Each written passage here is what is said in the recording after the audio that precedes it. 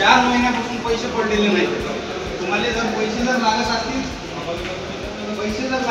साहेब तर हे पैसे घ्या आणि माझे घरकुलाचे पैसे सोडा।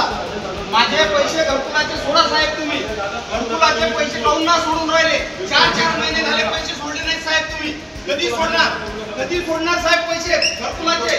गरीब लोक साहेब लढून राहिले, गरीब लोक लढून राहिले। घ्या पैसे साहेब, माझे पैसे सोडा। घरकुलाचे पैसे सोडा साहेब। 4 महिने झाले तुमच्या मागे हिंडून राहिलो मी।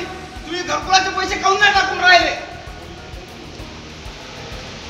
सांगा साहेब, उत्तर द्या मला। तुम्ही 4 महिन्यापासून माझे पैसे सोडले नाहीत। मी 4 महिने झाले प्रस्ताव देऊन राहिलो तुम्हाला।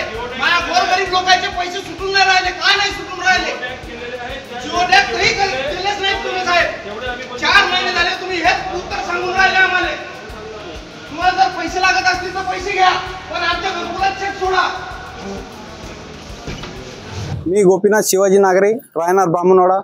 माझ्या गावात एकूण इथं घरकुल बांधण्यासाठी एकूण 20-25 प्रस्ताव दिले होते मालेगाव पंचायत समितीमध्ये, परंतु गट विकास अधिकारी हे 4 महिन्यापासून उडवाउडवीची उत्तर देत आहेत, तरी त्यांनी अद्याप पैसे सोडलेले नव्हते। त्यामुळे हे गोरगरीब जनतेला पैसे 500 रुपये 1000 रुपये मागतात। त्यामुळे आज मी स्वतः सरपंच गोपीनाथ शिवाजी नागरे इथं आलो आणि गट विकास अधिकारी यांच्या कार्यालयासमोर पैसे फेकून आंदोलन केलेलं आहे।